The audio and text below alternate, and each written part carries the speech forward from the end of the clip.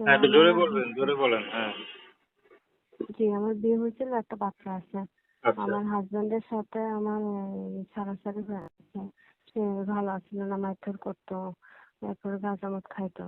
তার ফ্যামিলির কথা শুনতে, ফ্যামিলির কথা অনুযায়ী আমাকে অনেক নির্যাতন করছে, অনেক কিছু করছে। করার পরবর্তীতে এখন আমাকে ছাইড়া দিছে। তার ফ্যামিলির কথা অনুযায়ী ছাইড়া চলে গেছে।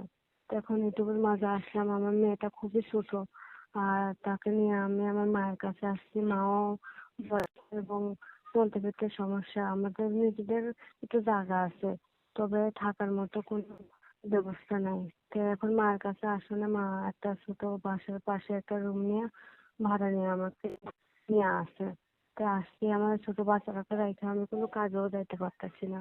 ভাবছিলাম যে ইউটিউবের মাঝে যদি কোনো মানুষের, দেশ বিদেশে অনেক ভাই বোন আছে, যদি একটু আমাকে একটু হেল্প সহযোগিতা করে আমি নিজে ঘরে বসে কোনো কাজ করতে পারি, তাহলে আমার জন্য অনেক উপকার হয়।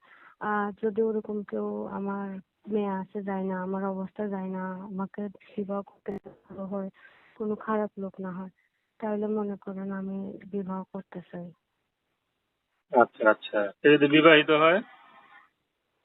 জি, আমি তো নিজেও বিবাহিত। বিবাহিত হলে কোনো সমস্যা নেই, তবে সে ভালো হতে হবে। আমার পড়ালেখাও আছে, 7 পর্যন্ত পড়ালেখা করছি, তবে আমি বর্তমানে খুব খারাপ অবস্থা। আমার স্বামীটা খুব খারাপ ছিল, আমাকে অনেক মারধর নির্যাতন করছে।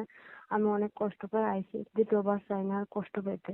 আর আপনারা তো অনেক মানুষের উপকার করেন, একটু বলে দিন যে আমার যদি কেউ একটু পাশে দাঁড়ায়, একটু হেল্প সহযোগিতা করে, আমি নিজে কিছু করতে পারি, আমার জন্য উপকার। আর যদি সবকিছু জেনে আমার পাশে যারা বিবাহ করতে চাইতো তো আরো ভালো হয়, যদি সে ভালোবাসে। আচ্ছা, তো দর্শক আপনারা ভাববেন